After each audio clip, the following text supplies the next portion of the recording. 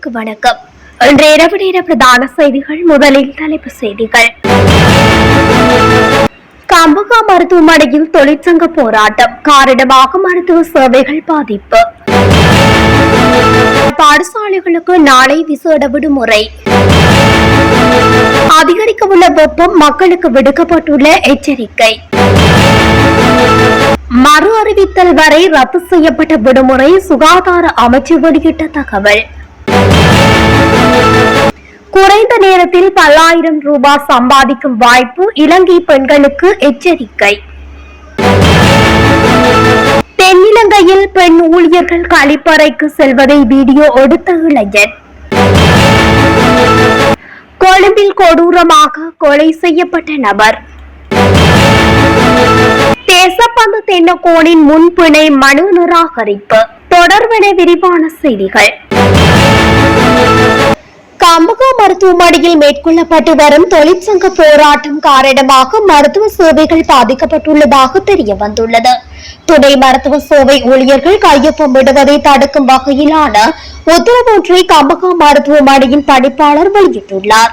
அதன் காரணமாக இன்றைய தினம் துணை மருத்துவ சேவை ஊழியர்கள் அனைவரும் ஒன்றிணைந்து பணிப்புறக்கணிப்பை மேற்கொண்டுள்ளனர். இதன் காரணமாகவே கம்பகா மருத்துவமனையின் மருத்துவ சேவைகள் முற்றாக பாதிக்கப்பட்டுள்ளது. நிலைமையை சீராக்கும் வகையில் கம்பகா மருத்துவமனையின் பணிப்பாளருடன் பேச்சுவார்த்தை ஒன்று நடத்தப்பட்ட போதும் அது வெற்றியளிக்கவில்லை என்றும் தெரிய வருகின்றது. யாழ் மாவட்டத்தில் உள்ள அனைத்து பாடசாலைகளுக்கும் நாளைய தினம் விசேட விடுமுறையினை அறிவிக்குமாறு பிரதமர் பணிப்பித்துள்ளார். வரலாற்று சிறப்புமிக்க யாழ் நல்லூர் கந்தசுவாமி ஆலய தேர்திருவிழாவை முன்னிட்டு இவ்வாறு விடுமுறை வழங்க பணிக்கப்பட்டுள்ளது. வழமையாக பாடசாலை விடுமுறை நாட்களில் தேர்திருவிழா இடம்பெறும் எனவும் எவ்வாறாயினும் இம்முறை பாடசாலை நாளொன்றில் திருவிழா இடம்பெறுகின்றது. இதன் காரணமாக யாழ் பாடசாலைகளுக்கு விடுமுறை வழங்குமாறு வன்னி மாவட்ட நாடாளுமன்ற உறுப்பினரான சத்தியலிங்கம் மற்றும் யாழ் மாவட்ட நாடாளுமன்ற உறுப்பினர் ராஜீவன் ஆகியோர் பிரதமரும் கல்வி அமைச்சருமான ஹரணி அமரசூரியவை இன்று சந்தித்து நாளைய தினம் விடுமுறை வழங்குமாறு கோரியுள்ளனர். இதனை ஏற்ற பிரதமர் நாளைய தினம் யாழ் மாவட்ட பாடசாலைகளுக்கு விடுமுறை வழங்குமாறு அமைச்சின் செயலாளருக்கு பணிப்புரை விடுத்துள்ளார். எனினும் விடுமுறை வேண்டும் என அதிபர்கள் கோரும் பாடசாலைகளுக்கு மாத்திரம் விடுமுறை வழங்க வடக்கு கல்வி திணைக்களங்கள் ஏற்பாடு செய்து வருவதாகவும் எவ்வாறாயினும் இது சிக்கல் நிலை ஏற்படுத்த என்பதால் மீண்டும் ஒருமுறை கல்வி அமைச்சர் ஹரணி அமரசூரியவை சந்தித்து விடயத்தை வலியுறுத்தியுள்ளதாகவும் இதனையடுத்து நாளைய தினம் யாழ் பாடசாலைகளுக்கு விடுமுறை வழங்குமாறு பணிக்கப்பட்டுள்ளது. நாட்டின் 10 மாவட்டங்களுக்கு வெப்பத்தின் அளவு குறித்து ஆம்பர் எச்சரிக்கை விடுக்கப்பட்டுள்ளது. இன்று முதல் வெப்பத்தின் அளவு மனித உடலால் உணரப்படும் அளவிற்கு எச்சரிக்கை மட்டத்தில் இருக்கக்கூடும் என்று வளிமண்டலவியல் திணைக்களம் அறிவித்துள்ளது.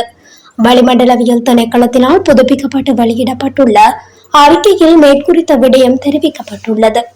இதற்கமைய கிழக்கு வடமத்திய மாகாணம் மற்றும் ஹமாந்தோட்டை, மொனராகலை, வவுனியா, முல்லைத்தீவு மற்றும் கிளிநொச்சி ஆகிய மாவட்டங்களிலும் வெப்பமான காலநிலை நிலவும் என தெரிவிக்கப்பட்டுள்ளது. மனித உடலில் உணரப்படும் வெப்பச்சுட்டன் குறித்த மாவட்டங்களில் சில இடங்களில் எச்சரிக்கை நிலை வரை அதிகரிக்க வாய்ப்புள்ளதாகவும் திணைக்களம் தெரிவித்துள்ளது. எனவே அந்த பகுதிகளில் உள்ள பொதுமக்கள் இது குறித்து விழிப்புடன் இருக்குமாறு அறிவுறுத்தப்பட்டுள்ளது. இந்த நிலையில் பொதுமக்கள் போதிய அளவு நீர் அருந்துமாறும் இது தொடர்பில் அவதானத்துடன் செயல்படுமாறும் அறிவுறுத்தப்பட்டுள்ளனர். அத்துடன் வயோதிபர்கள், சிறுவர்கள் மற்றும் நோயாளர்கள் குறித்தும் மிகுந்த அவதானம் செலுத்துமாறு வளிமண்டலவியல் திணைக்களம் கேட்டுக் கொண்டுள்ளது. சுகாதார அமைச்சின் ஊழியர்கள் விடுமுறை பெறுவதால் அமைச்சின் கடமைகள் மற்றும் அத்தியாவசிய பணிகளை தொடர்வதில் சிக்கல் ஏற்பட்டுள்ளதாக சுகாதார அமைச்சு தெரிவித்துள்ளது. இதனால் வெளிநாட்டு மற்றும் உள்நாட்டு விடுமுறைகளுக்கான அனுமதியை மறு அறிவித்தல் வரை தற்காலிகமாக இடைநிறுத்த அந்த அமைச்சு தீர்மானித்துள்ளது. அமைச்சின் செயலாளர் விசேட வைத்திய நிபுணர் வைத்தியர் அனில் ஜெயசிங்கவினால் வெளியிடப்பட்டுள்ள சுற்றறிக்கையில் இந்த விடயம் தெரிவிக்கப்பட்டுள்ளது. அதே நேரம் சுகாதார மற்றும் ஊடக அமைச்சில் காணப்படும் அனைத்து பதவிகளுக்குமான வெற்றிடங்களை பூர்த்தி செய்வதற்கான புதிய ஆட்சேர்ப்புகளும் மட்டுப்படுத்தப்பட்டுள்ளதாக அந்த சுற்றறிக்கையில் குறிப்பிடப்பட்டுள்ளது. எவ்வாறாயினும் இந்த புதிய சுற்றறிக்கை தொடர்பாக பொது நிர்வாகம், மாகாண சபைகள் மற்றும் உள்ளூராட்சி அமைச்சுக்கு இலங்கை இலவச சுகாதார சேவை சங்கம் அனுப்பி வைத்துள்ள கடிதத்தில் வெளிநாட்டு விடுமுறைகளை பெறுவதற்கு நிறுவன குறியீட்டில் வழங்கப்பட்டுள்ள ஒதுக்கீடுகள் சுகாதார அமைச்சின் செயலாளரால் வெளியிடப்பட்ட சுற்றறிக்கை மூலம் இல்லாது போவதாக சுட்டிக்காட்டியுள்ளது. அதே நேரம் பொது நிர்வாக சுற்றறிக்கையின் கீழ் வழங்கப்பட்ட உள்ளூர் விடுமுறை உரிமையும் அதன் மூலம் ரத்தாவதாக அந்த சங்கத்தின் பொதுச் செயலாளர் ரோய் டி மெல் தெரிவித்துள்ளார். வீட்டில் இருக்கும் பெண்கள் மற்றும் தாய்மார்களை குறிவைத்து இலங்கையில் நடக்கும் மோசடி தொடர்பில் எச்சரிக்கை விடுக்கப்பட்டுள்ளது. வீட்டில் இருந்து வேலை செய்ய விரும்பும் பெண்கள், தாய்மார்கள் தங்களுடைய ஓய்வு நேரங்களில் பணம் சம்பாதிக்க விரும்புவோரை இலக்கு வைத்து ஒரு குழுவினர் மோசடி நடவடிக்கையில் ஈடுபடுகின்றனர். இவ்வாறு வேலை தேடுவோருக்கு கவர்ச்சிகரமான சம்பள தொகையுடன் வேலை காத்திருப்பதாகவும் 2-3 மணித்தியாலங்கள் உழைத்தாலே பல்லாயிரக்கணக்கான ரூபாவினை ஈட்டிக்கொள்ள முடியும் என்று சமூக வலைதளங்களில் விளம்பரப்படுத்தப்படுகின்றது. குறித்த விளம்பரங்களுக்கு இலங்கையில் இருக்கக்கூடிய மிகப்பெரிய வர்த்தக நிலையங்கள், வர்த்தக நிறுவனங்கள் மற்றும் தொழில் மையங்களின் பெயர்கள் பயன்படுத்தப்படுகின்றன.